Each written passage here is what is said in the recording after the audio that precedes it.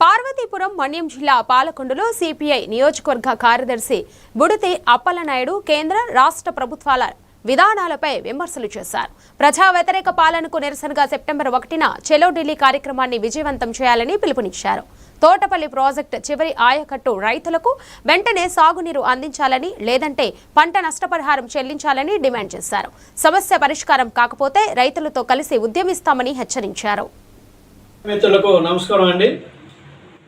భారత communist party CPI పాల్గొండ నియోజకవర్గం 4 మండల కార్యదర్శులతో సమావేశం అనేది పాల్గొండలో ఈరోజు జరిగింది.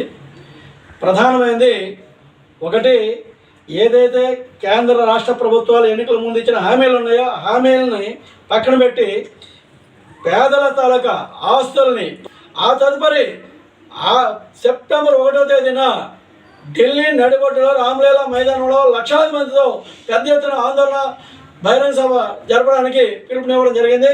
అందులో భాగంగా భారత కమ్యూనిస్ట్ పార్టీ సిపిఐ నియోజకవర్గంలో రేపు పాలకొండలో ఈ నెల 13వ తేదీన అలాగే 18వ తేదీన వేరగట్టంలోనూ కనిపిస్తున్నారు. ఒకటే చెప్తున్నారు, హిందూ హిందూ అని. నిజంగా రామాలయం అనేది హిందువుల మతం పేరు చెప్పి కదా రామాలయం కట్టారు. రామాలయం కడుతున్న నేపథ్యంలో బాలరాముడికి దేవాలయం నిర్మాణాలు పక్కదారి పట్టాయని చెప్పేసి ఆ నివేదికలు వచ్చాయి. ఆ డబ్బులు ఏమయ్యాయి? ఆ డబ్బులు ఎక్కడికి పోయాయి? ఎవరి జేబులు నింపారు? దీన్ని సమాధానం చెప్పుకోలేక ఉద్యమాలు జరుగుతుంటే ఉద్యమకారుల మీద దేశద్రోహాలని మీరు మాట్లాడుతున్నారు. ఇది ఎంతవరకు సమంజసం?